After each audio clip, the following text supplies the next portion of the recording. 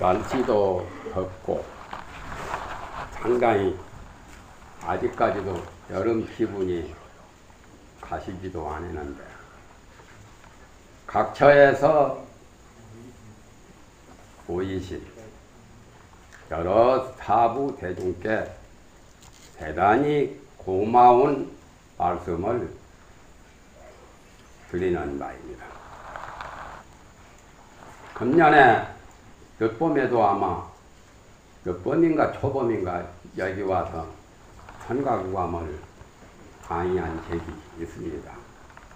그때도 사실은 회두스님과 여기 주지스님과 이 사중에 여러 직원 스님들이 배려를 깊이 해 주셔서 무사히 그때 한 5, 6일 동안 강의를 한 것 같습니다. 오늘 또 역시 부탁을 받고 이 자리에 오르게 되었습니다.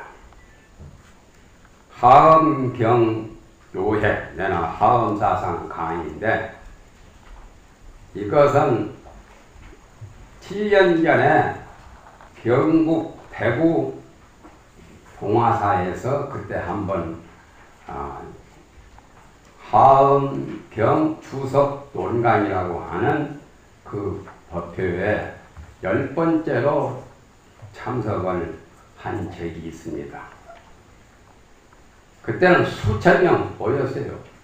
그때도 더울 때인데 여름철 굉장히 더울 때 땀이 죽죽 흐를 때인데 시간은 오후 한 5시, 6시 그렇게 늦지막하게 시작을 했는데 그래서 그걸 그대로 녹음했던 것을 녹취해가지고 책을 만들어야 되기 때문에 책을 만들 때 뒤편에다가 하엄경 요지라고 해가지고 그걸 실었습니다. 그리고 앞부분에는 이 책의 앞부분에는 30년 전에 양산 통도사 극락암 경봉스님 회상에서 경봉스님이 그때 살아계시고 경봉스님이 참석을 하셨어요. 강의를. 그런 컨스님이 그럴 때 교재를 엮어야 된다고 해서 그때는 교재를 엮어서 3일간 하엄경 개요라고 해가지고 강의한 적이 있습니다. 그래가지고 여기 앞부분에다가 그 하엄경 개요를 이 책에 엮었고 그리고 중간에는 하엄경에 관한 여러 가지 그 내용을 대충 간추려서 그때 통도사 주지 청하스님이 요청을 하기에 원고를 간단하게 한 20매 이내로 써가지고 하엄경 서예라고 해가지고 그 책을 전해드린 게 있어요. 그것도 여기다가 2번째 수록됐고 그리고 제1부, 제2부 나오죠. 제1부 끝부분에는 원효대사께서 하엄경 해석한 하엄경 서문을 번역을 해서 여기다가 실었습니다. 그리고 그 다음 마지막은 제1부 마지막 부분에는 의상대사 법성계를 번역해서 여기다 실었고 그리고 내가 의상대사 법성계를 더 축소해서 이렇게 개성을 지은 그게 법성계 찰약이라고 하는 게 나와 있습니다. 그건 번역도 없이 그냥 실은 것이 있습니다. 그것이 아마 법성계보다 앞에 나온지 모르겠습니다만은 그렇게 해서 각중에 이렇게 미비한 책을 만들었습니다. 그리고 여기서 보시면은 41페이지에 하엄경요지라고 하는 것이 아까 말했던 대구 동화사에서 하엄경 요지를 발표한 것하고 질문을 받아서 응답한 것하고 그렇게 실어가지고 제2부 그렇게 해서 아마 마친 것 같습니다. 페이지수는 불과 한 110페이지 가까이 되는 그런 게 있는 것 같습니다. 아까 말한 법성계 찬략, 법성계를 축소한 것은 8구로 했는데 14페이지에 나옵니다. 14페이지다 치렀구만 그 사람들이. 그래서 고은사 주지스님께서 하엄경 여기에서 발표했듯이 요해 특강을 해달라는 부탁을 받고 갑자기 말로만 하면 남는 게 없기 때문에 그래서 이것저것 30년 전 것하고 7년 전 것을 이렇게 저렇게 그냥 간단하게 책을 엮었습니다. 그러니까 책을 보시고 의문이 나시면 질문을 해주시고 이 책에 의해서 결국 설명을 할 것 같습니다. 그러시면 제 9페이지를 넘겨보시면 대방광 불하엄경 개요 거기서부터 시작할 겁니다. 4일 동안 다 들렸는지는 몰라도 하엄경 개요를 홍도사 극락하면서 3일간 했어요. 3일간 해도 모자라가지고 제대로 못했는데 오늘은 나흘 동안 이걸 다 할 거니까 못하는 부분이 있으면 여러분께서 이 책을 보시고 공부하신다는 그 생각으로 이렇게 도와주시면 더할 나위 없이 고맙겠습니다. 원래 하엄종은 신라 통일기에 의상대사와 원효대사께서 하엄종을 이 땅에 전하신 분입니다. 하엄경을 많이 강의도 하셨고 교육도 원효대사는 분황사에서 주로 하셨고 경주 분황사, 의상대사는 후석사나 고군사에서 주로 하신 그러한 기록이 나와 있습니다. 그래서 의상대사의 제자만 해도 3천여 명이 나왔다고 배출되었다고 하지요. 그때 하엄종이라는 종이 하엄경을 소위경전으로 해서 신라 땅 통일기에 하엄경이 처음 우리나라에 널리 홍보가 되었던 것입니다. 그러나 의상대사의 저술은 유일한 법성계뿐이에요. 하엄경에 관한 것이 법성계 몇 장 안 되죠. 그런데 원효대사는 하엄경 해석을 치표양품까지만 하시고 끝냈어요. 아마 요석공주 만나서 끝났는가 싶어요. 그 일을 다 못 마치고 치표양품 다음에 십지품 품이 많이 남았으니까 한 반절 정도밖에 안 하신 거예요. 원효대사의 해석을. 그런데 중국에는 통현장자가 하엄돈 40권을 쓰셨고 하엄경 80권에 대한 해석, 또 청량국사께서는 하엄경 소와 초 120권을 쓰셔서 우리나라 강원의 대교과 교재를 주로 청량국사의 하엄소초를 가지고 옛날은 몇 년을 공부했어요. 지금은 1년 동안에 다 끝내버렸는데 속성시대라 아마 그런가 봐요. 그렇게 방대한 하엄소초가 청량국사의 손에서 만들어진 겁니다. 청량국사는 원효대사보다 조금 후배예요. 원효대사 말씀이 청량국사 하엄소초에 가끔 나옵니다. 그런 정도인데 오늘 이 시간에는 그분들이 남겨놓으신 것도 대충 여기에다가 믹사도 하기야 했지만은 그러나 원래는 많은 시간을 두고 방대한 경전을 공부해야 되는데 하원경 80권이라면 우리가 그냥 소설같이 넘겨도 한 달 정도는 꼬박 봐야 될까 말까 해요. 그런데 나흘 동안 한다는 것은 조금 무리지만 그러나 엑기스 그대로 요해 개완 스님의 요해가 아니라 각성식 요해입니다. 그 요해를 여러분들이 한번 들어보시면 하원경을 이해하시는데 도움이 될까 해서 이 자리에 올라온 겁니다. 9페이지부터 이제 정식으로 지금 본론에 들어가서 해석을 하겠습니다. 대방광 불하음경, 경 이름이 7자입니다. 대방광 불하음경. 쉽게 말하면 그냥 하음경이라고 그러죠. 그러나 구체적으로는 대방광 불하음경. 대방광에다 띄고 불화음 이렇게 띄는 게 원칙입니다.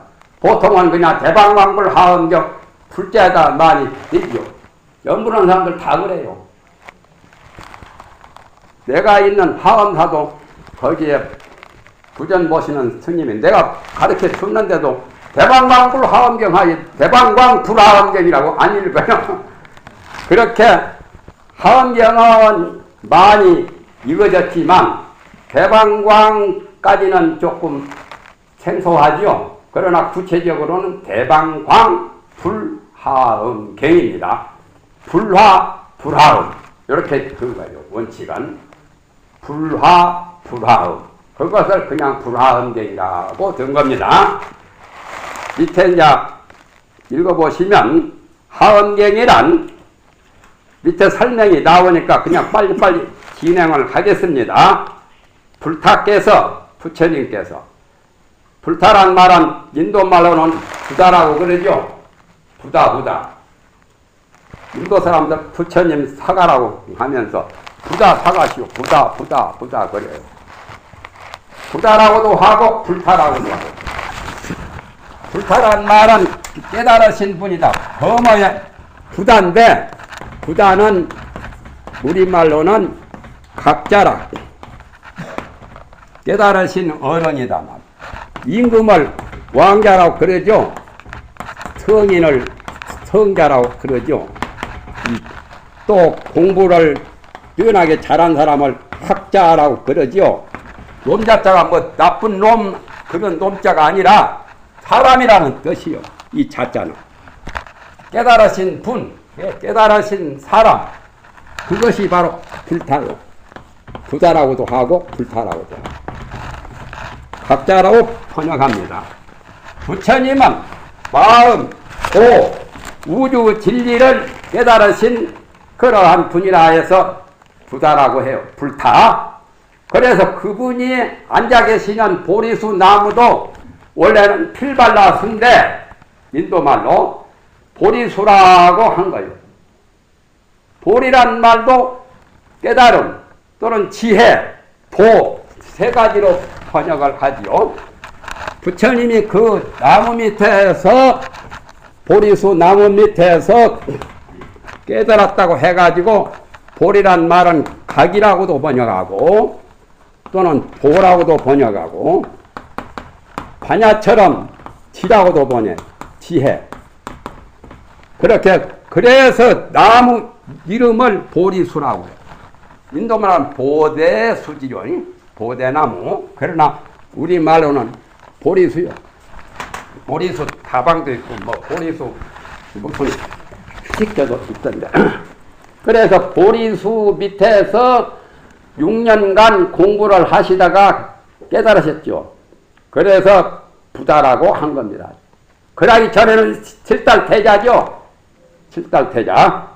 보리수 나무 밑에 원래는 보리수 나무 아래에서 이렇게 이제 보리수하에 이렇게 했는데 그 사람들이 적으면서 보리수 나무 아래에 앉아 6년 동안 수행하시다가 수행은 도를 닦으시다가 그 말이죠. 도를 깨달아. 도가 바로 한 마음짜리요. 마음밖에 도가 따로 있는 게 아니라 마음이 바로 도고 도가 바로 마음이에요. 마음 밖에 도가 따로 있다고 그렇게 생각하면 그건 제대로 보지 못하는 사람, 잘 모르는 사람. 그래서 그런 사람 보고 외도라고 합니다. 마음 밖에 도를 찾거나 마음 밖에 도가 따로 있다고 보는 것은 잘못된 외도 사상, 외도 사고방식을 가진 사람이고, 도가 바로 마음이고 마음이 바로 도라. 심즉시보리요 마음이 바로 이 부처고, 심즉시도라 마음이 바로 이 도지요. 그러니까 옆에다가 말하기를 일심이라고 했죠. 도를 깨달아 징득하신 후, 징득이란 말은 체득한, 체험에서 완전히 터득한 것을 징득이라고 합니다. 그 진리를 최초로 말씀하신 최상 법문이다. 그러니까 부처님께서 성불하시고 가장 먼저 설법하신 것이 하은경이다 그 말이에요. 그래서 가장 최고로 높은 최상의 법문이다 그 말이에요. 세상 사람들은 아한경이 제일 먼저 된 것으로 알죠. 아한경도 그 다음에 연설하신 거예요. 남방불교에서는 아한경 원시불교 근본불교라고 해서 그걸 굉장히 중요시 하지만, 대승불교에서 보면은 아한경 별것도 아닌 거예요. 초등학교, 소학교에서 가르치는 소승불교 경전이라요. 대승불교 경전 중에서는 최고가 하은경, 열반경, 법화경 그래요. 그래서 옛날 신라 때 열반 종도 있었고 하음 종도 있었고 법화종, 천태종이 내나 법화종이라요. 중국의 천태종. 우리나라에도 법화종이 있고 천태종이 있죠. 같은 거죠. 그 내용인지건 여징이 설로서, 여징이 설이란 말은 징득한 그대로, 아까 도를 깨달아서 체득했다는 징득한 그와 같이 말씀했다 해서 여징이설. 하은경 소초에 보면 여징이설이라는 말이 나와 있어요. 그 전에 여징이설이라고 하니까 청가대학 총장 종범 스님이 나한테 부대끼를 걸대, 여징이설이라는 말이 있느냐? 있고 말고 내가 하음 소초 강의를 한 사람인데 거기에 있는 말을 딴 거지 내가 새로 만든 말은 아니라고 했죠. 징득한 대로 말씀하신 것. 당신이 도를 깨달아서 도통하신 거기에 하나도 어긋남 없이 그대로 말씀하신 것이 여징이설이다. 다른 아한경이나 다른 방등경 같은 것은 조금 당신이 깨달은 진리를 접어놓고 근기들이 수준이 낮은 사람에게는 거기에 맞추어서 알 수 있는, 이해를 할 수 있는 정도만큼만 설법하신 거고, 하은경은 알아먹든지 못 알아먹든지 당신 깨달은 진리를 그대로 말씀하신 거예요. 그래서 하은경 입법계품에 보면은 소승 아라한들 500 성문들이 하은경을 듣고 이해를 못해가지고 여롱양맹이란 말이 나와요. 귀가 있지만은 귀먹은 것과 같다. 여롱, 귀먹을 농자죠. 또 양맹이라, 눈물 맹자죠. 맹인. 귀먹은 것 같고 눈먼 것 같았다. 500 나한들, 500 성문들이 그랬다고 하은경에 나오잖아요. 여롱양맹. 우리가 외국에 가면 외국말 못 알아먹으면은 소리는 들려도 무슨 말인지 귀머거리나 똑같죠. 외국 글 모르면은 거다 아무리 써놨어도 눈먼 봉사같이 못 알아보죠. 그와 같이 열애의 법진과 보신과 부처님의 깨달은 그 진리를 아예 모르기 때문에 그것을 여롱양맹이란 말이 하은경 입법계품에 나옵니다. 그러니까 하은경은 여징이설이요. 부처님이 깨달으신 그 진리를 그대로 말씀했어요. 하은경처럼 구체적으로 상세하게 모든 과정을 다 한낱이 남김없이 풍부하게 충실하게 가장 알차게 설법하신 것은 대승경전 5대 경전 중에 하은경이 최고예요. 5대 경전 하면은 하은경, 법화경, 열반경, 명언경 온갖 경이고 3대 경전 하면 아까 말한 하은경, 법화경, 열반경이고 금강경은 6대 경전이나 들어갈 수 있지 사실은. 그보다 더 높은 경전이 있기 때문에 금강경에 보면 또 금강경이 최고죠. 모든 3세제불과 안욕따라 삼약 삼보리법이 금강경으로부터 나왔다고 하니까 그것도 대단하시지만 금강경 설법은 비교적 단조롭지 않아요. 동오도리와 불공오도리 약간 동오도리를 가장 치중해서 말씀하신 게 아공, 법공, 부공, 아상, 인상, 중생상, 수자상 모든 상을 초월하고 상이 본래 없는 그런 수행법을 말씀하신 게 금강경이죠. 그러나 하은경은 그보다도 더 풍부하고 진지하고 구체적으로 설명을 바닥에서부터 위에 최고봉까지 말씀하십니다. 밑바닥에서부터. 그러니까 부처님의 살림살이를 부처님이 깨달은 그 세계를 제대로 알려면 하은경을 보아야 된다는 거예요. 타너스님은 그런 말씀들 하시래요. 부처님의 살림살이를 알려면 하은경을 봐야 되네. 그 전에 저기 계룡산 동학사 있죠? 대전에서 들어가면 동학사가 지금 비군이 강원이지만 옛날은 그 경공 큰 스님이 강을 하셨어요. 어떤 분이 나보고 경공 스님한테 전강받으러 가라 그래. 그래서 그것도 부처님은 말씀인가 하고 갔지. 내가 전강받을 욕심으로 간 것이 아니라 전강받으러 가봐라고 경공 스님이 굉장히 큰 스님이 동학사에서 강의하고 계신다. 그래서 갔어. 나는 누가 시키는 대로 말 잘 들어요. 그러면서 비판은 그 다음에 하죠. 가서 내가 경공심을 칭견하고 어디서 왔냐 해서 태인사 쪽에서 태인사 출가본사고 거기서 남방에서 왔습니다 하니까 그래. 그러면 하은경 보았느냐 그래. 보았습니다. 그냥 대충 그냥 번개불에 콩 구워 먹듯이 보았습니다. 번개불에 어떻게 콩을 구워 먹게요? 번쩍하는 사이에 눈 깜짝 사이에 번개불은 사라져 버리잖아요. 그렇게 그냥 구막 안담식으로 얼른 하은경 스쳐봤다는 거죠. 그러니까 경봉스님이 나한테 하신 말씀이 있어. 나 지금도 기억나요. 그게 바로 그 경봉신 동학사 경봉심한테 전강받은 말이 바로 그 말이다. 전강 10을 안 하고 전강을 일부러 뭐 준 것은 없지만은 뭐라고 말씀을 하셨냐면 하은경을 본 사람은 바로 십지보살이네. 그런 말씀을 하시더라고. 보통 사람한테는 그런 말 안 하시거든. 내가 십지보살이 아닌 건데 그렇게 지금 말하면 좋은 말씀을 칭찬 말씀을 하시더라고. 그러니까 십지보살 정도 되려면 하은경 모르고는 안 돼. 하은경에 십지품이 있어요.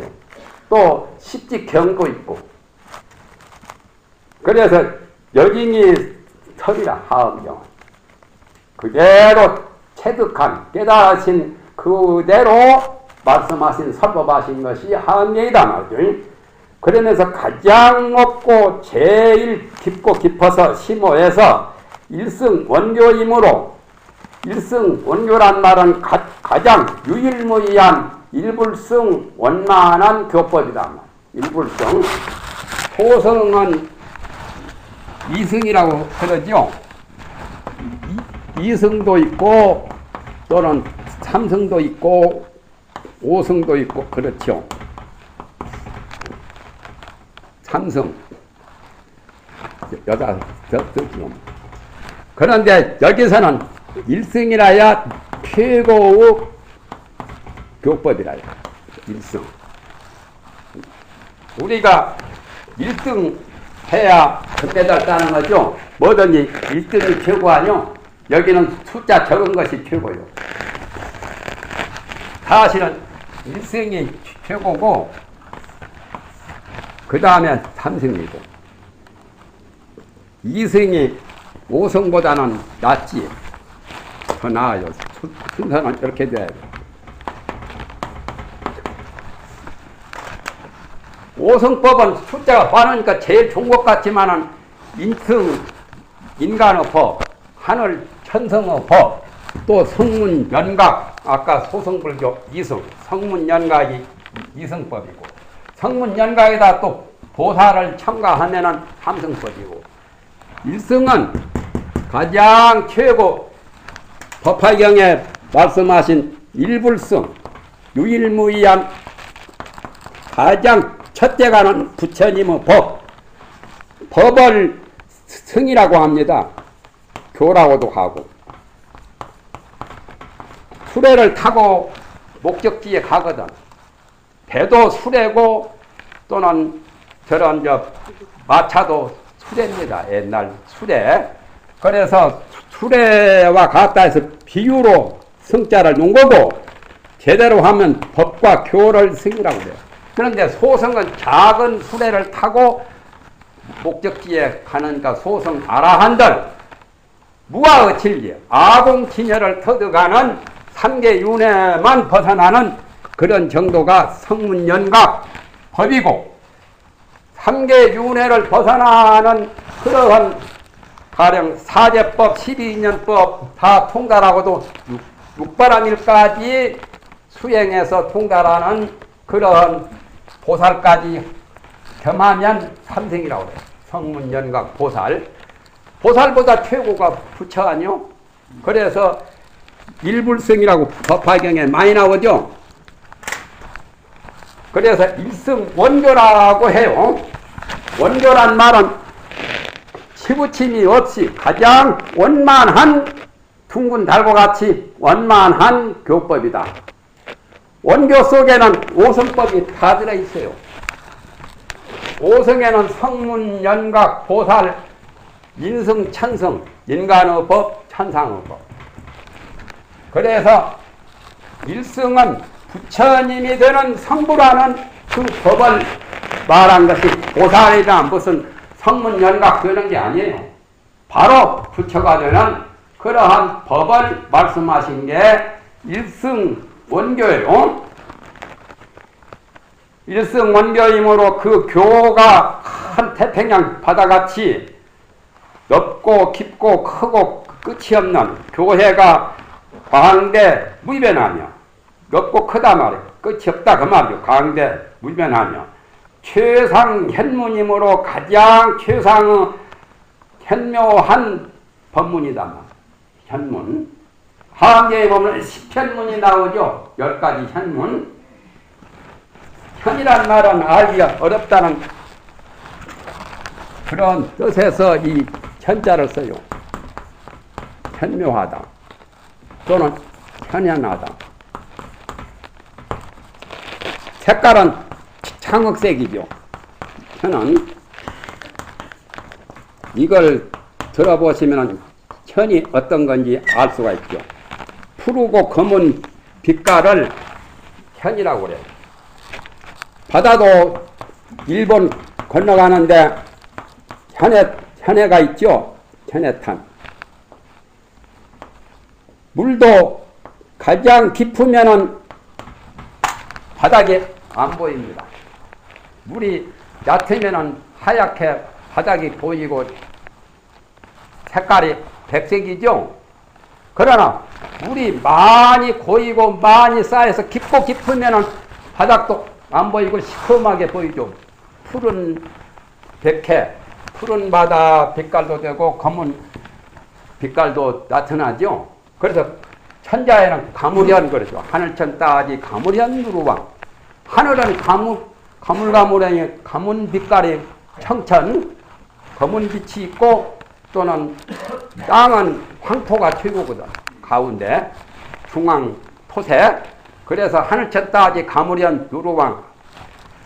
천자에 하늘천 따지 가물현 누루왕이 주역의 공자의 말씀에 천현지황 하늘은 감고 땅은 누르다.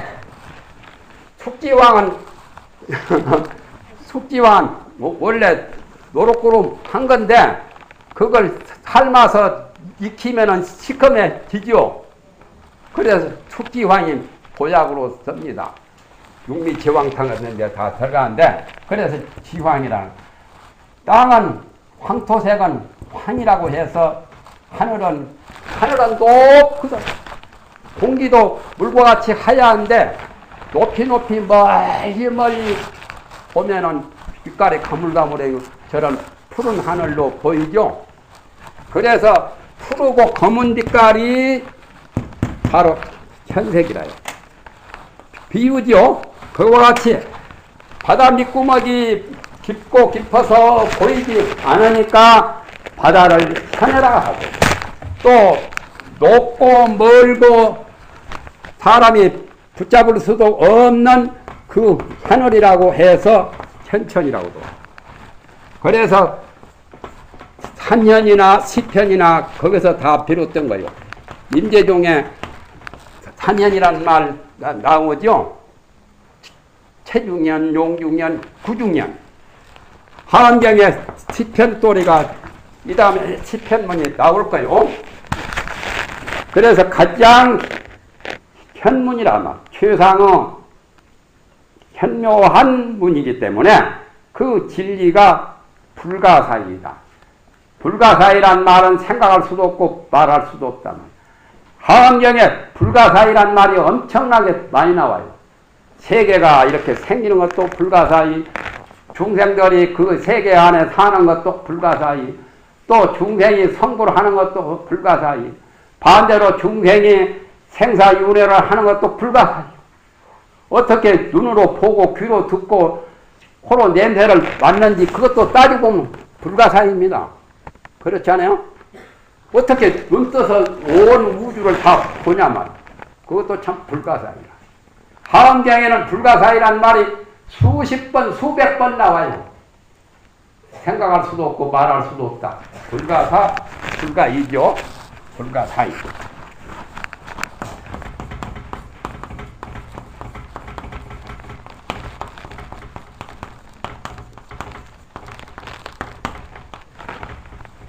가히 생각할 수도 없고 말할 수도 없다.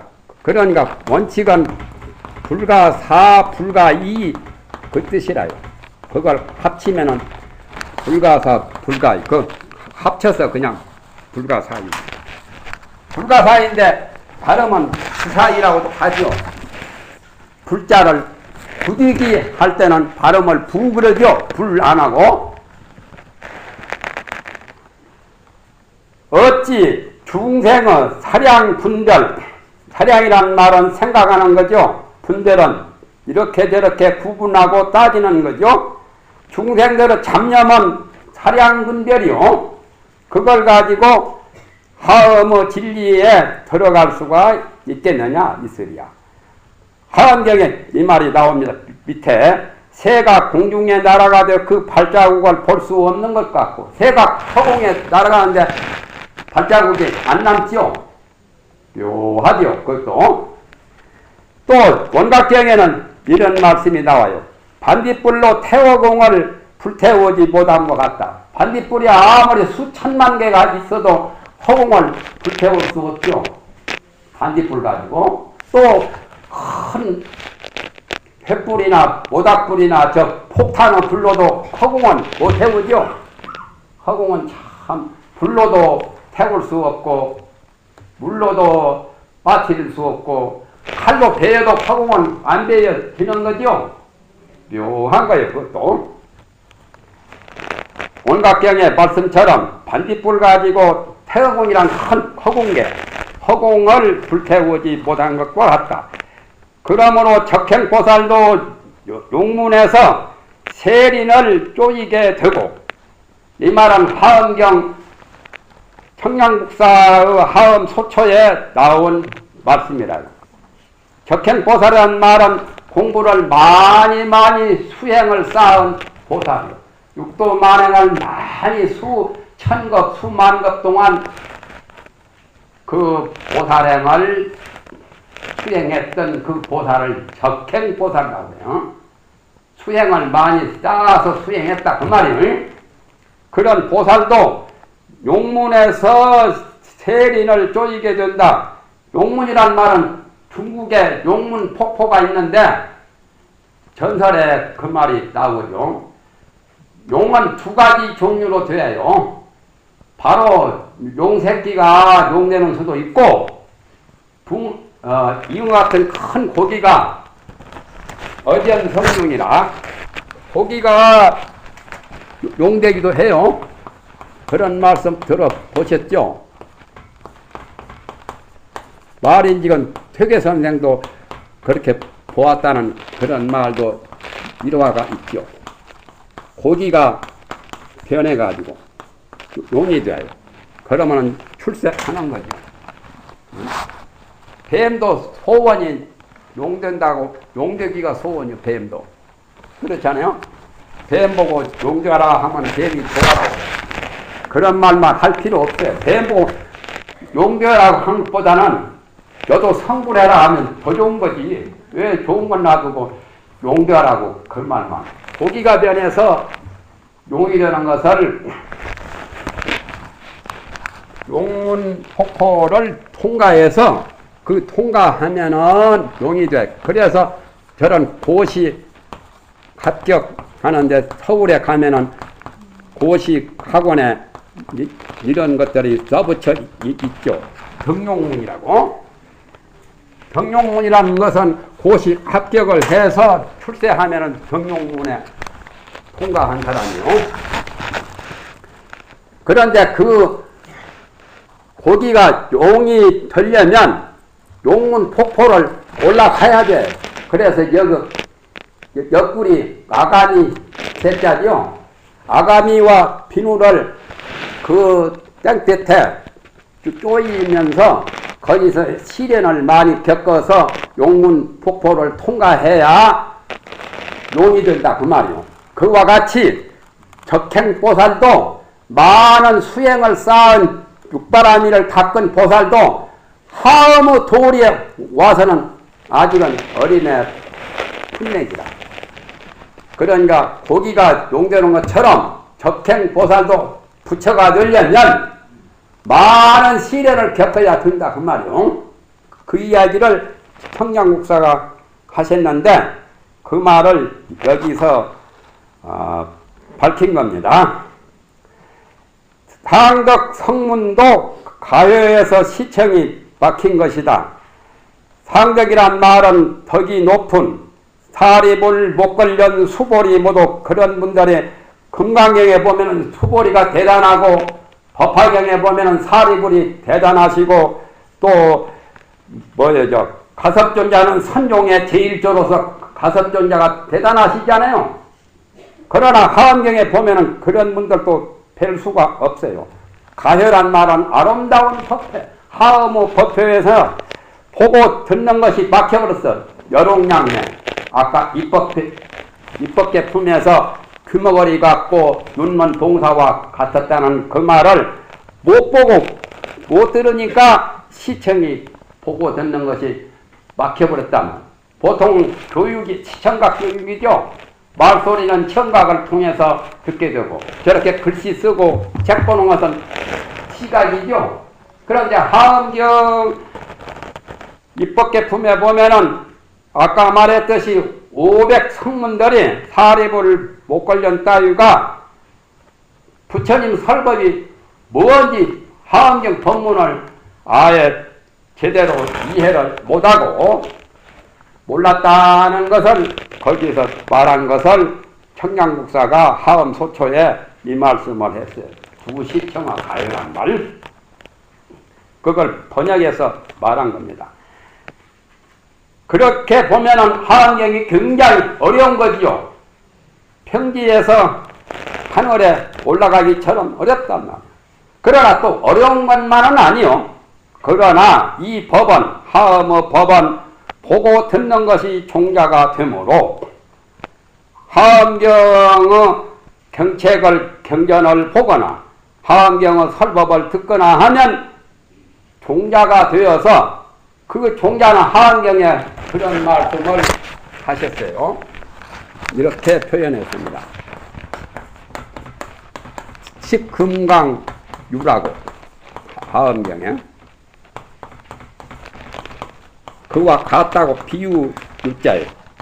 금강을 먹는 비유. 금강이란 말은 다이아몬드죠. 다이아몬드를 먹어보세요. 소화 안 되죠. 그대로 남잖아요. 어린애들이 동전 10원짜리나 먹으면은 그것이 소화 안 되고 녹사면 그대로 나오잖아요. 그와 같이 금강을 먹는 것과 같다는 비유요.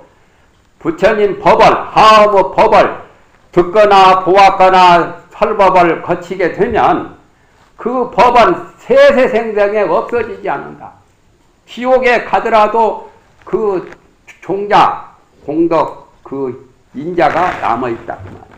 금강처럼 없어지지 않는다. 금강을 먹을 때 소화가 되지 않는 것처럼 그대로 남아있어서 지옥에서 고통받는 사람도 바로 칫지보살이 되었다라고 하는 것이 하안경에 나오잖아요.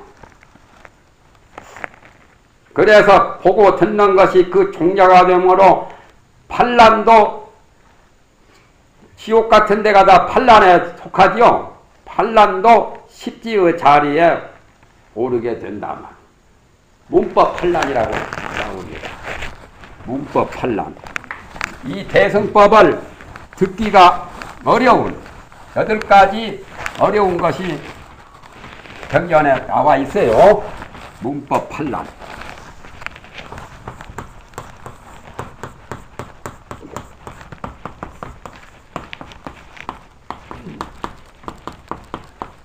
세상에 좋은 것은 어렵죠.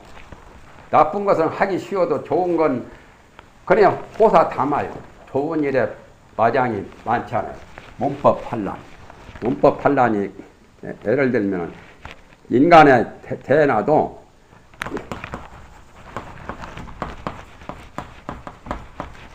불전이나 불우나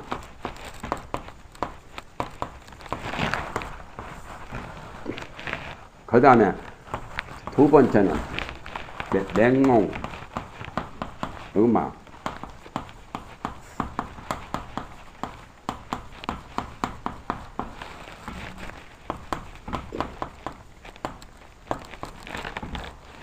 부처님 앞에 태어나거나 부처님 뒤에 태어나면 부처님 설법을 못 들으니까 문법 판란에 들어가죠.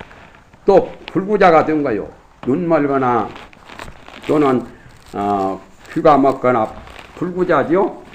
또 벙어리가 되거나 여자도 벙어리 아자, 벙어리 음자, 벙어리 아자. 또 부끄러주에 태어나도 안 좋아요.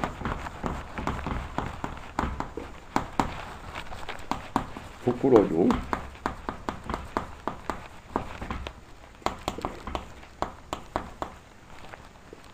이것만 해도 시간이 많이 가버리는데 설명하다 보면은 시간이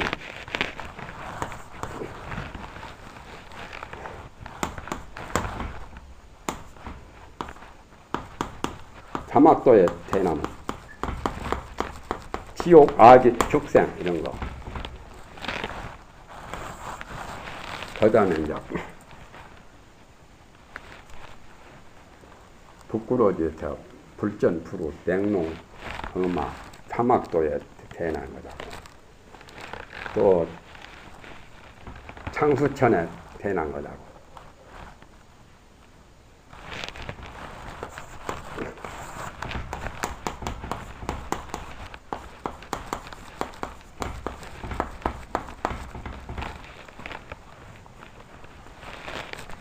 요게 4가지인데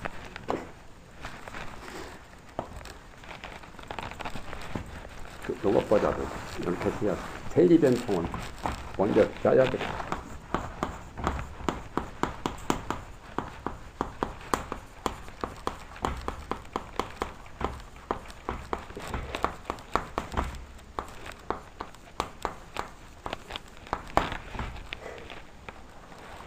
대기도 도 사막도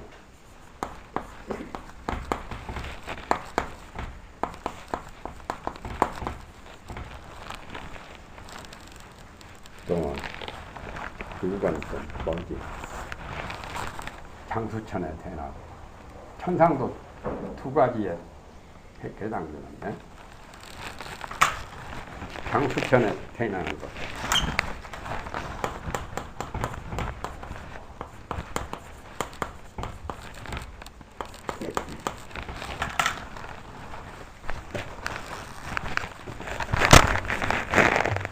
잘 기억이 잘 아무라무하네.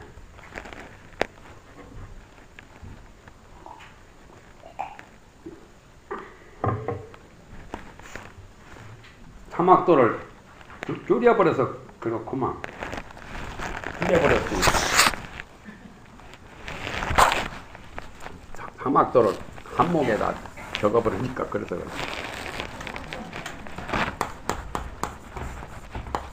지옥에 태어나고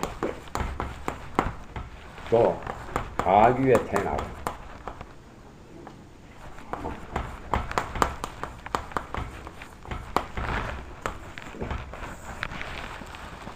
흑생으로 태어나고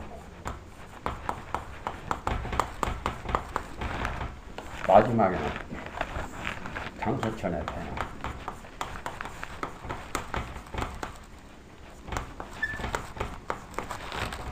이게 이제 법을 듣는데 부처님의 설법을 듣기가 어려운 8가지 어려운 건데 부처님 앞에 태어나면 부처님 설법 못 듣잖아요. 부처님 나오시기 전에 세상에 나왔다 죽어버리면 부처님 설법 못 듣고 또 부처님 뒤에 태어나면 우리는 부처님 뒤에 태어났죠. 부처님 설법 지금 못 듣는 꼴을 그러나 내가 보기에는 불자는 좀 나빠도 부루가 좋다는 거예요. 부루는 좋잖아요. 부처님 떠나셨어도 팔만 대장경 모든 경전을 한눈으로 볼 수가 있잖아요.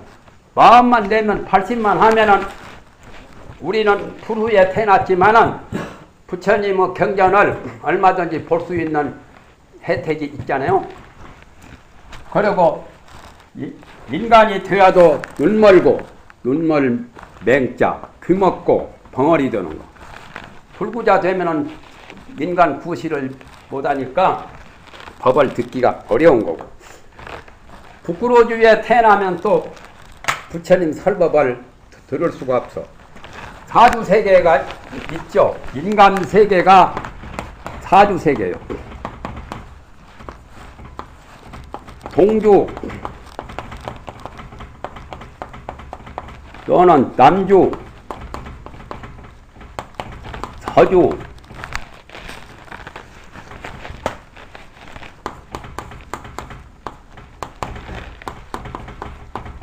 북구로주. 우리는 여기에 태어났죠. 남주세계, 남선부주. 시식할 때 그 사바세계 일사천하 남년부재 시장경에 보면 남년부재 중생이라고 많이 나오죠. 우리는 남주에 태어났어. 그리고 서주에 태어나거나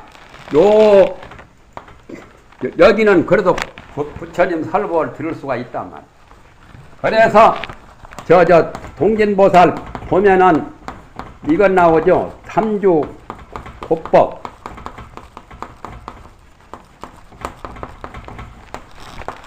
동진보살에 있는 친장님 위태천존이요. 동진보살 친장단에 공황 날개 같은 투구 쓰고 창인가 들고 계시는 동진보살이요. 동진보살이 바로 삼주 호법이요. 친장님 통솔하시는 분이죠. 삼주 호법, 삼주에서 부처님 법을 보호하는 위태천존. 천신 하나님이란 친장님이란 뜻이에요. 왜 삼주라고 했냐면 북주는 제외한 거예요. 북주에서는 부처님이 북주에 가셔서 설법을 안 하신다 그 말. 부처님도 왜 그렇게 선택을 하시는지. 달리 그런 게 아니라 북주는 사람은 수명이 천년이에요.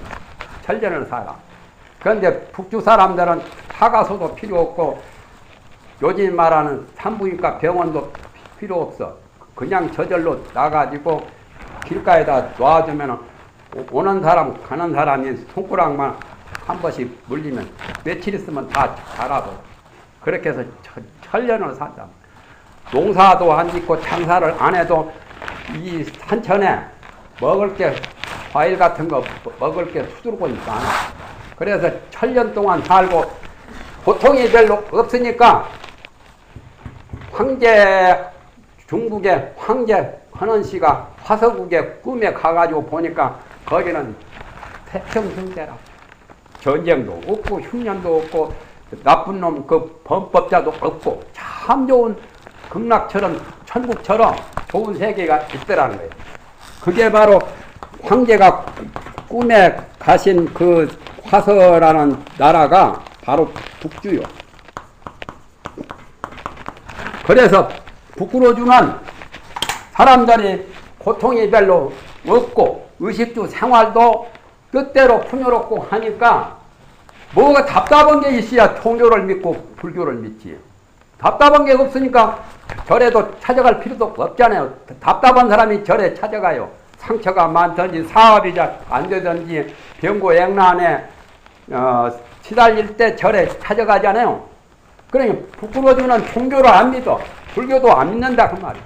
그러니까 부처님이 거기는 안 가신다 말. 갈 필요가 없지요. 당신은 설법을 받아들이지 않는 그 지역에는 가실 필요가 없잖아요.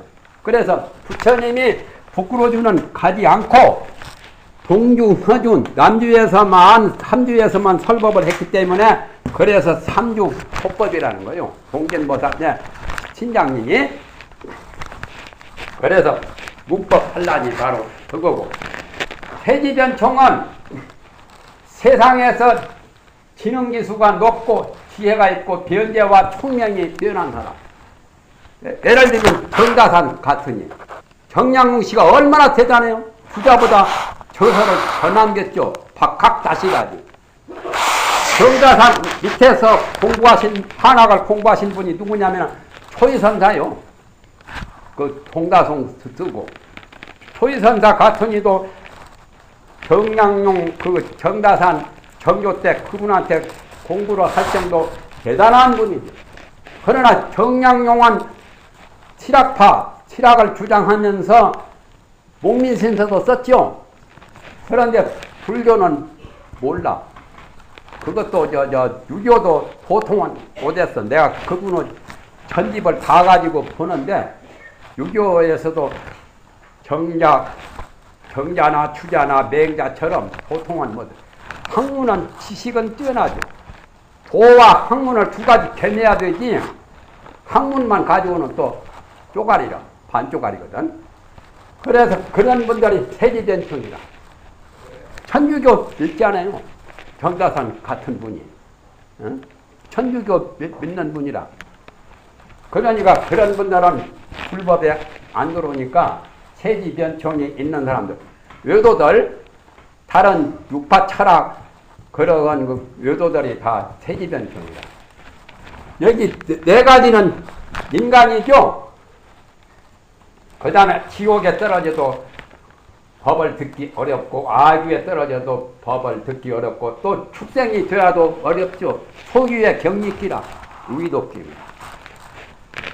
그런데 천상이 하나 들어갔어. 천상도 장수천, 오래오래 사는 장수하는 그 하늘.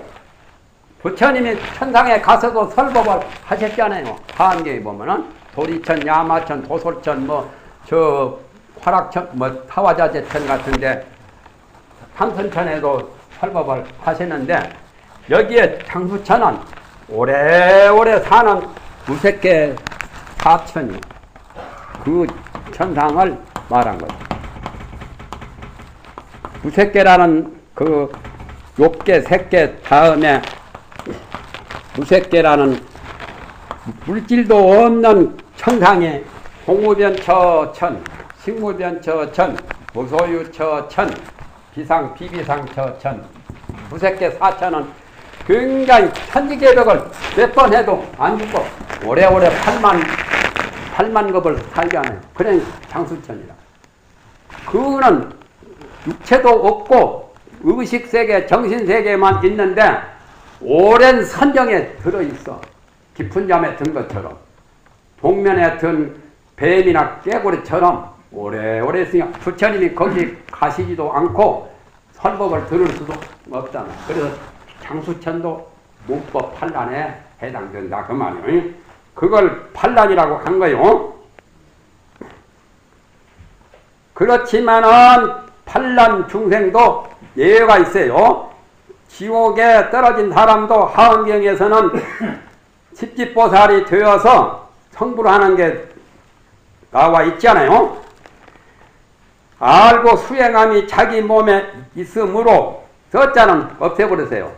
있음으로써 한데 그 저자는 공연시 그 사람이 넣은 거요. 있으므로 출판하는 사람들이 요자 썼죠. 유자는 삭제하여.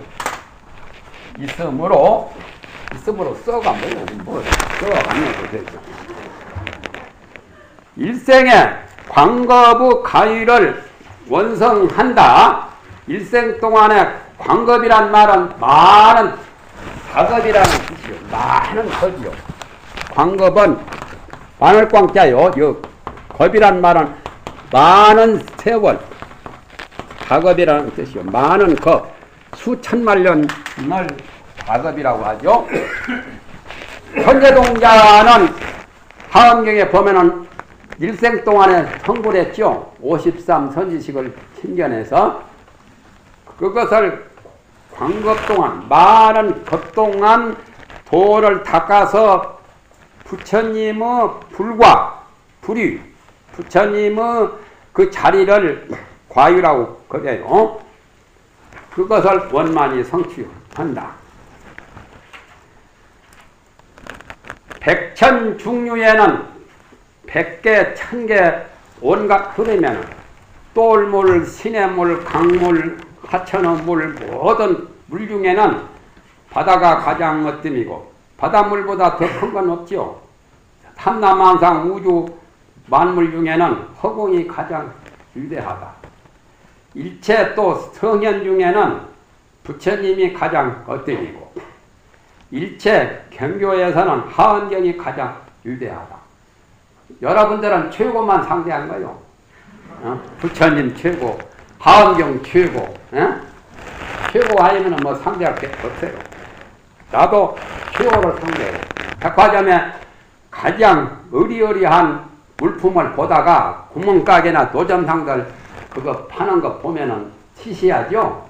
하은경 보다가 다른 경 무슨 사서 삼경, 사서 육경이나 노자 도덕경이나 장자 남화경이나 무슨 서승경이나 열자 총화경이나 다른 외도 요가들 경전들 그거 다 시시해요. 하은경이 가장 위대해요. 그러니까 하은경을 보실 기회가 있으면 정말 참 보시면은 사람으로서 가장 보람된 그런 인생을 장식할 수가 있는 겁니다. 화장품도 제일 좋은 화장품 써야 피부가 좋잖아요. 그와 같이 경전도 제일 경전을 가지고 세례를 받고 그걸로 훈습을 해야 제일 좋고. 그리고 집에 문이 있어서 사람이 사는 집에도 문이 있잖아요. 문이 없는 집은 사용 불가능해요. 무문관은 못 나오게 문을 닫아놨지, 그것도 무문관도 문이 있는 거예요, 사실은. 그와 같이 부처님 법문이 문과 같은 거요. 사람들의 출입을 통하게 하듯이 법에도, 부처님 법에도 문이 있어서, 그래서 법문이라는 거요. 법의 문이라. 그 전에 어떤 대학원생이 대학교 대학원 졸업하고 나와가지고 내가 홍보사 법문한 녹음 테이프를 이렇게 적었더라고. 어? 법문 테이프라고. 이렇게 하면 틀린 거예요. 이제는 안 적어야 돼요. 법문이라 할 때 요 법법자하고 문문자를 써야 법문이 맞는 거지. 경문이라는 글문자를 쓴 것은 모르고 하는 말이요. 안 맞아요. 법에도 문이 있다. 그렇듯이 범부와 성인들의 출입을 통하게 하나니 문을 통해서 사람이 나가고 들어가고 하는 것처럼 그것이 곧 법문으로서 성인들은 중생을 교화하려고 중생을 가르치기 위해서 진여문에서 나와 생멸문에 드나들며 진여문이란 것은 반야심경의 불생불멸 진실하고 여여에서 변함없고 허망이 없는 가장 진실한 생각을 초월한 자리 불생불멸 생기는 것도 아니고 없어지는 것도 아닌 그 문을 대승 기신론에서는 진여문이라 했어요. 불생불멸. 불생불멸 반대는 생멸문이라고 해요. 마음 생각이 시시각각으로 생겼다 사라졌다 생겼다 사라졌다 잡념투성이는 생멸문이라. 그래서 성현들은 진여문을 통달해서 진여문을 통과했기 때문에 중생을 교화하려니까 이 중생의 생멸 속세에 나오신다 그 말이죠. 생멸문에 드나들며 중생은 성불하기 위해서는 생멸문에서 진여문으로 들어가야 되죠.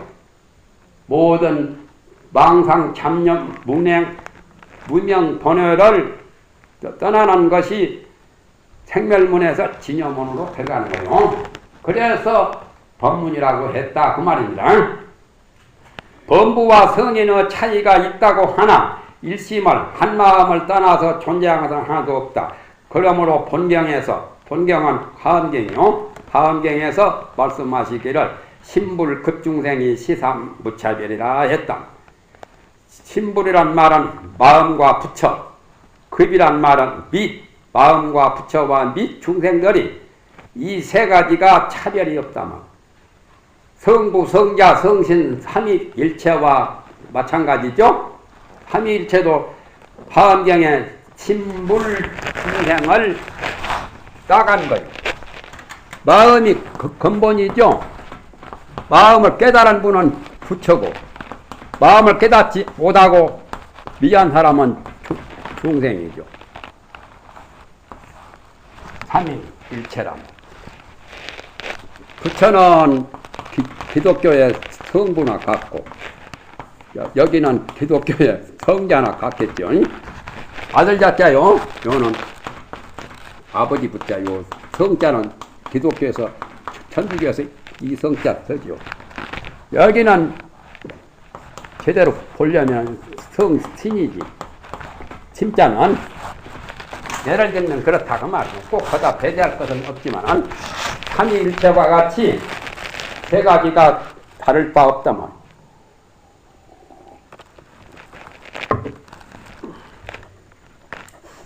차별이 없다라고 하엄경에서 그런 말씀했다. 그뿐만 아니라 유정무정과 유정물은 인간이나 동물들, 무정물은 광물질 모두 흙덩어리, 돌덩어리, 쇠붙이 그다 무정물이죠. 감정이 없는 거. 감정을 소유한 동물들은 유정물이고 무정물은 쇠땡이, 돌덩이, 수화, 목금토 같은 거 물질계, 정신계 또는 세계, 인과가 우리가 사는 모든 지구 같은 거 달나라, 별나라 모두 다 태양계 다 세계 아니요? 인과란 말은 원인과 결과 뭐든지 인과로 되어 있죠. 콩 심은데 콩 나는 거. 콩 심은 데는 인이고 콩이 나눠서 콩이 여는 것은 과가 되죠.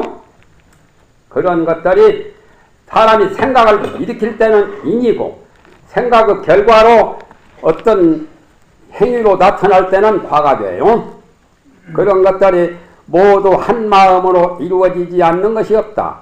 일심은 우주 만유 본체로서 명언경에 있는 말을 여기다가 썼어요. 본래의 마음자리는 부동이요. 요동함이 없어. 법성계에도 제법 부동 본래직이라 그랬죠. 모든 법은 요동함이 없어서 본래 고요하다. 마지막에도 구례 부동 명의불 애적부터 요동하지 않는 그 자리를 부처라고 말한다. 요동하면은 잡념, 망상, 갈등, 무명, 번뇌가 막 부글부글 일어나죠. 그러나 본래 그 실체는 부동이라 요동함이 없어. 그 도리 알면은 경성했다라고 합니다. 마음이 요동하고 있지만은 본래 요동한 게 없어. 마음은 지극히 비고 고요한 거요. 주원이란 말은 우주 허공계 세계를 마음이 다 두루 감싸고 있어. 세계 안에 인간이나 모든 동물이 있는 게 아니라 있기야 있지. 그러나 마음 안에 모든 세계와 허공계가 다 있는 거예요. 신조 만유가 마음인 만유를 만들었어. 도물주가 바로 마음이라. 신조 만유. 천지 만물 만유는 마음이 만든 거란 말이죠. 일체 유심도 또 신변 만물이라. 마음은 만물에 두루해 있어. 어디든지 마음 없는 곳이 없어. 동물, 식물만 마음이 있는 게 아니라 저런 광물질도 마음이 다 있는 거예요. 돌덩어리고. 뼈붙이도 마음이 있는 거예요. 그건 알기 좀 어렵죠. 그건 유식 공부를 깊이 해야 알게 돼요. 보통은 감정이 있는 사람은 마음이 있다라고 보지만 저런 감정이 없는 돌덩어리, 바위덩어리가 무슨 마음이 있겠느냐 하지만 저것도 다 마음이 있어. 그러나 저것들은 무기가 너무 강하고 짙어서 완고한 그런 것으로 둔화가 된 거죠. 퇴화된 거라. 우리가 도 닦을 때 아무 생각이 없으면 도통한다라고 생각하지만 그것만이 능사는 아니에요. 저런 광물질처럼 아무 생각도 없는 것이 도통한 거라면 저 산이나 그것들 다 도통했으라고. 돌덩어리나 흙덩어리나 저건 퇴화된 거예요. 광물이 더 진화되면은 식물도 되고, 식물이 더 진화되면 동물이 되고, 동물이 더 진화되면은 인간이 되고, 인간이 더 진화되어야 성인이 되는 거예요. 순서를 그렇게 보셔야 됩니다. 가장 퇴화된 게 둔화된 것이 광물이고, 그 다음에 식물이고, 그 다음에 동물. 동물은 새, 짐승, 그 다음에 인간. 인간에서 이제 더 성화되어야 성인이 돼. 성인에서 더 되면은 부처가 되는 거죠. 부자가 최고요. 여기 다 퇴화되면은 이렇게 광물도 되고, 식물도 되고, 동물도 되고. 물건은 이것밖에 없잖아요. 구체적으로 본다면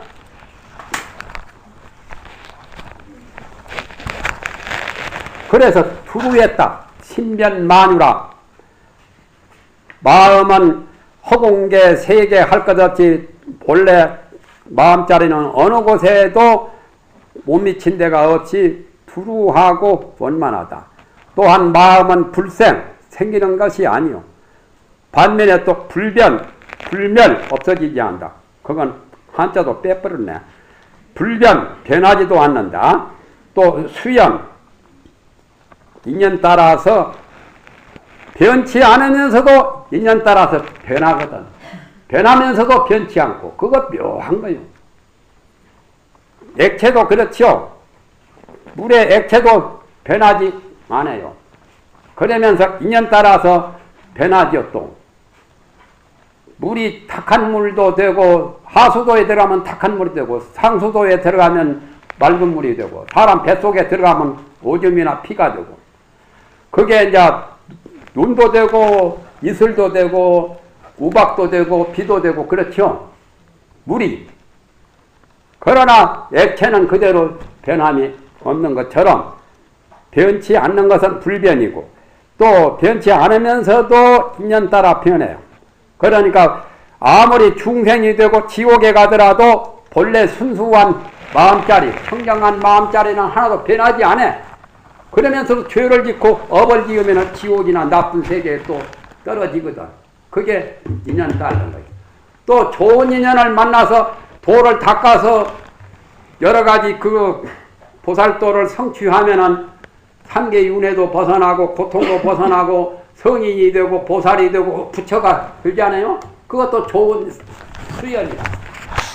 인연 따른 것이 나쁜 것만은 아니에요. 염수연은 나쁘지요.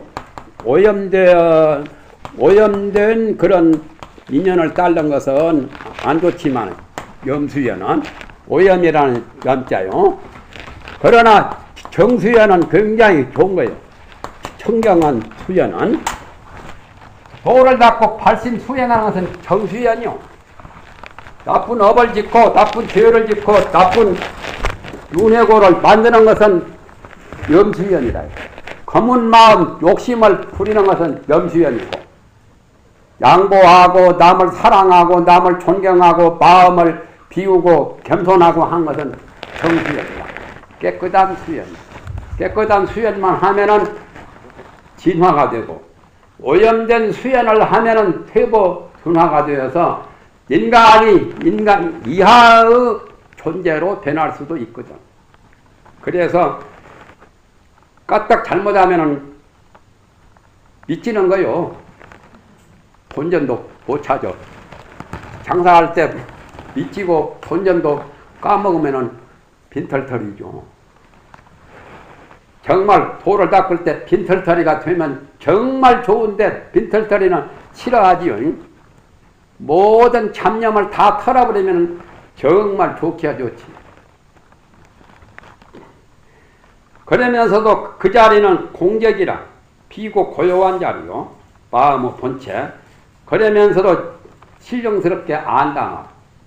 마음의 묘용은 연기버섯 이상으로 신령스럽게 잘 알아. 그게 죽을 때는 영혼 되지요. 그게 이제 산신령이 되면은 산령이 되고, 유령 귀신 되면은 유령도 되고, 그리고 그 자리를 잘 개발하면은 부처님처럼 신통자제하고 십지가 원만한 그러한 걸로 변하죠. 영기라고 하는 것은 분별을 떠난 소소영영한 그 마음자리를 영기라 해요. 공격은 체가 되고 영기는 요용이 돼요. 공격영기. 하택종에서 규봉이나 청량국사나 공격영기를 가장 주장하십니다. 마음은 본래가 비고 밝은 거요. 굉장히 텅 빈 거요. 허공보다 더 비었죠. 밝은 거. 빈 자리가 여기서 말하는 공격이. 밝은 자리가 영지요. 알지자라야 되지. 지혜지자는 걸려요. 지혜지자가 아니에요. 지혜지자는 깨달아서 성인이 될 때 지혜지자고, 여기서는 성인 되기 전에 범부적에도 분명한 소소영영한 그 자리가 영기고, 번외망상이 본래 없고 텅 비고 고요한 자리, 그게 요게 바로 진공자리죠. 진공묘유라고 그러지요. 요게 묘하게 있는 영지자리. 결국에 이거 알기 위해서 공부하는 거예요. 마음 공부. 공경영지. 그러면서 상주 묘명이라 그 자리는 없어지지 않아요. 항상 머물러 있어. 세계가 수천만 번 성주개공을 하고 지각변동이나 또는 세계가 그걸 뭐라고 하죠? 천지개벽하는 거? 수억만 번 천지개벽을 해도 그 자리는 무너지지 않고 항상 그대로 있는 거예요. 상주. 경상북도에 상주도 있죠. 발음이 똑같은. 초상난 주인 보고 또 상주라고도 하죠. 어? 묘명, 묘하게 밝은 자리. 무명과 반대죠. 무명은 밝은 지혜가 없는 것이 무명이고, 밝은 지혜가 묘하게, 신묘하게 나타나는 것이 묘명이라. 그러한 힘을 발휘한 것이 관세음보살 신도장구 대단하니요. 4시까지만 가면 됩니까? 어찌 돼요? 늦게 시작했으니까. 그 자리는 원흉하다 말. 원흉이란 말은 원만하고 융통해서 걸림없이 막힘없이 법성원흉 무비상과 같은 또 지극히 넓고 크다 말. 걸림이 없다. 무에 걸리랬자 자제한 것이다. 자제란 말은 구속된 게 속박된 것이 없이 하나도 구김새 없이 자유자재한 활발발한 묘용어도리죠. 그 도리가 바로 대방광이다. 대방광이 따로 있는 게 아니란 말이야. 그 대방광의 진리를 깨달은 부처님이고 그 진리를 깨닫기 위해서 불화를 닦는 거예요. 부처님은 꽃을 피우는 거예요. 발심해서 그게 불화고 그 꽃을 피워서 열매가 맺어서 성불을 하면 불하음이고 그래요. 밑에 이제 설명이 나올 겁니다.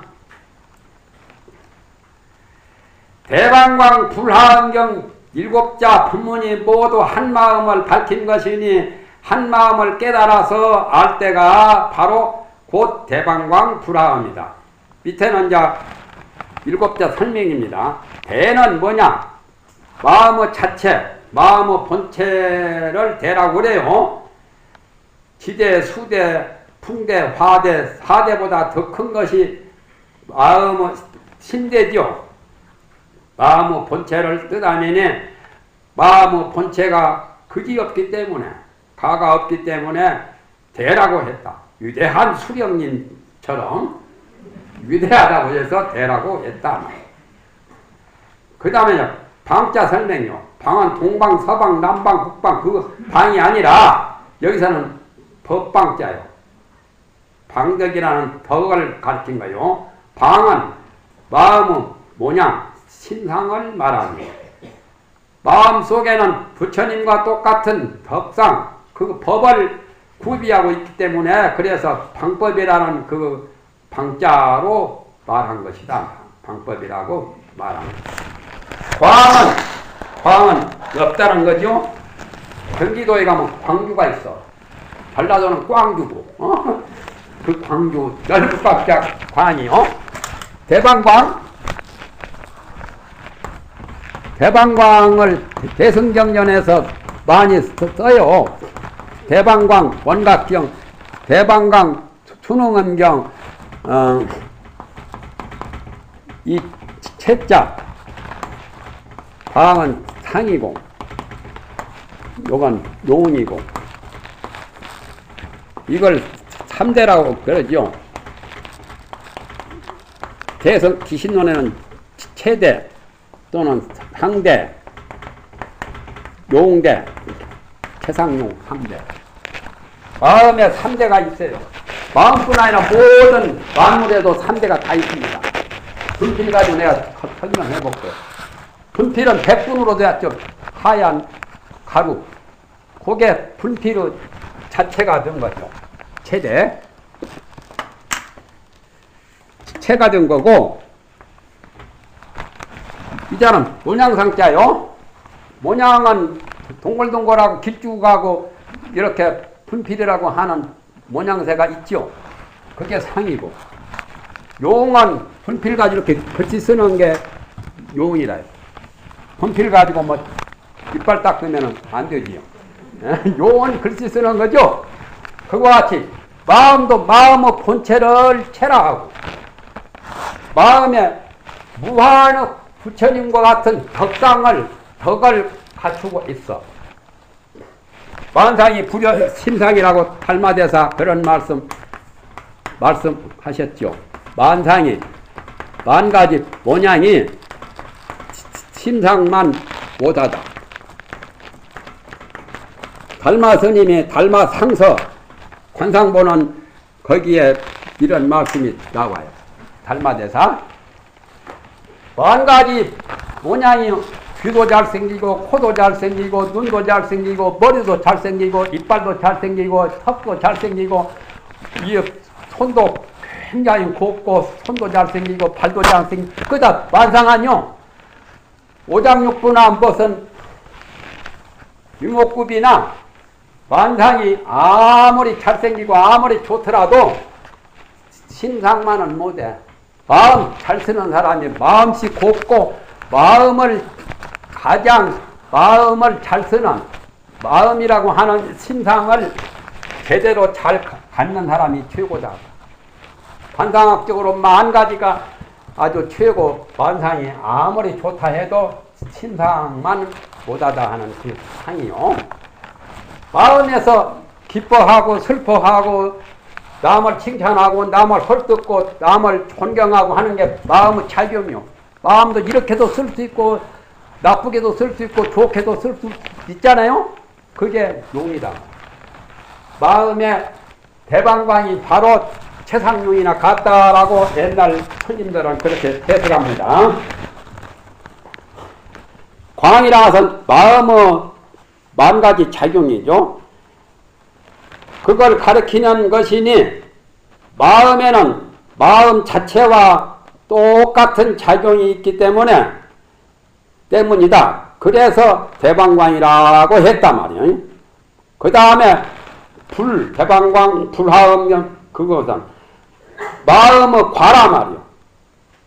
마음이 성불하면 과유를 징득한다 해서 마음의 과유, 과는 결과란 말이요. 과덕, 과유, 그렇죠. 큰 덕자를 써서 과덕이라고도 하고, 성불하면 과유를 얻게 되고, 성불하면 과덕을 성취하는 거죠. 마음의 해탈한 자리를 불이라고 한다. 마음의 온갖 번뇌, 무명, 고통을 다 해탈하는 것이 성불하는 게 부처지요. 불화음, 불자 뜻이요. 화란 말은 중화민국 하는 그 화자죠. 마음의 원인이라 말이에요. 마음의 인지. 마음의 꽃을 피워서 발심하고 수행을 하는 게 꽃이 피운 거예요. 꽃만 피워서 아름다운 것이 아니라 마음꽃이 피면은 굉장히 아름다운 거예요. 경북에는 절 이름도 이런 절이 있어요. 봉화에 가면 각화사 있죠. 각화 정자제왕 부처님도 계시죠. 지장보살 23전에. 그런 각화가 바로 심하여.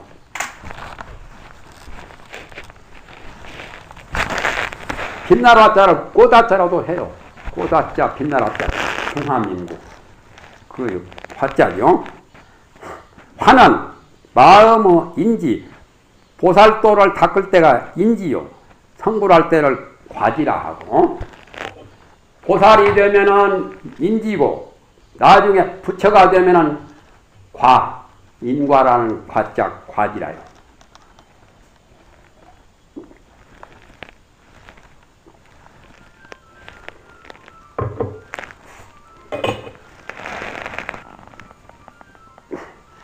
마음에서 이끌어내는 보살의 육도 만행, 만가지 수행이죠. 그것을 꽃에 비유해서 불화라고 했다. 엄이란 말은 여기서 엄은 개엄령 할 때 그 엄자인데 엄부, 엄친 하는. 그런데 여기서는 장엄이라는 엄자요. 장엄한다. 잘 꾸며서 만드는 거. 장엄을 잘했다라고 가지요. 엄은 마음의 공력, 침공이라 말. 공덕. 마음이 능히 선교하게, 선교란 말은 교묘하게, 잘 교묘하게 장엄 수식하는 그 공덕을 엄이라고 지칭한 거다. 그래서 구체적으로는 불화 엄식경이라. 불화 엄식경을 줄여서 불화엄경이라고 그러죠. 불화 엄식. 범어로 보면은 불화 엄식이요. 불화로 엄식하는. 그래서 요자만 빼버렸죠.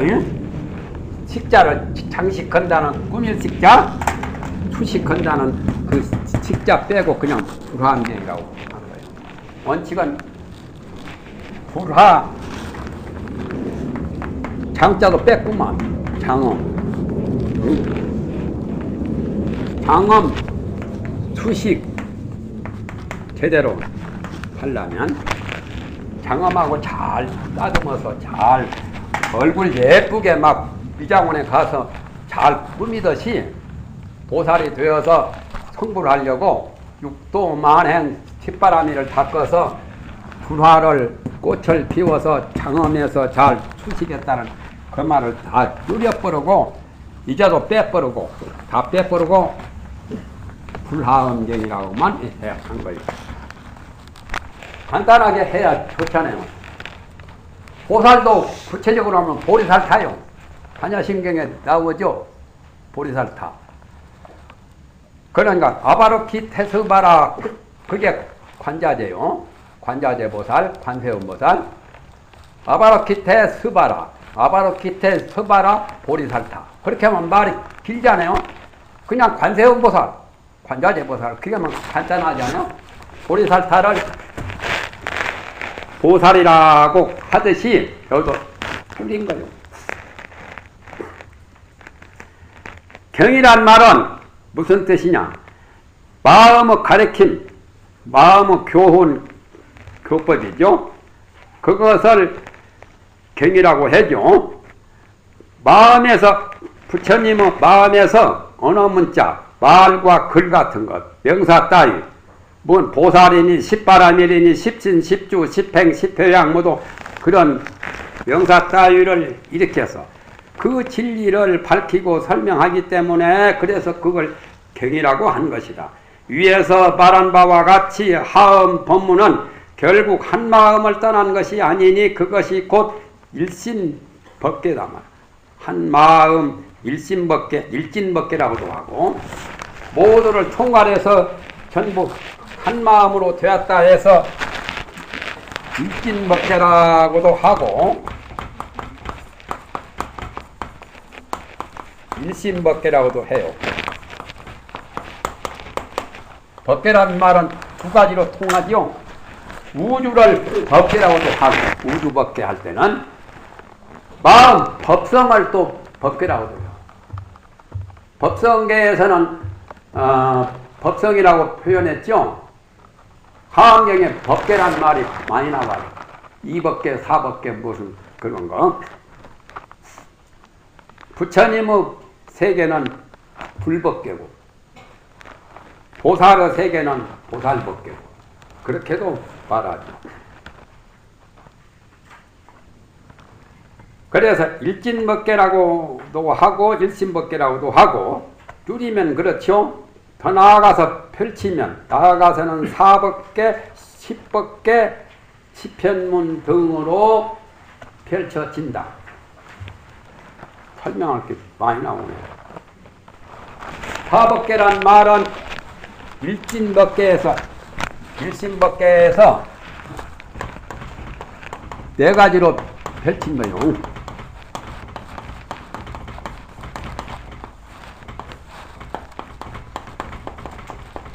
이법계가 있고 그 다음에 사법계가 있고 이사 무예법계가 있고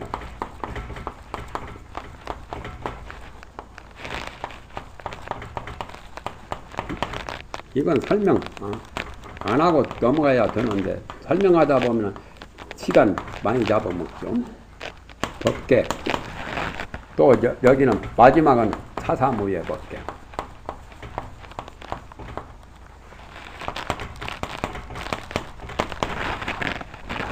일진법계에서 이것을 사법계라고 그래요. 네 가지 법계. 복잡해지지요.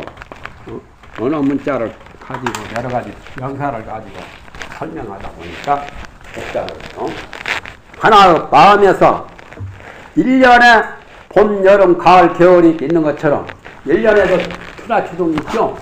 한 마음에도 일진법계에서도 이법계, 사법계, 이사무예법계, 사사무예법계.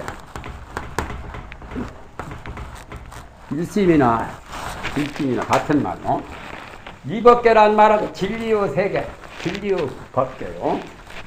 사란 말은 사실, 현실의 세계, 현실의 법계를 사법계라고 해요.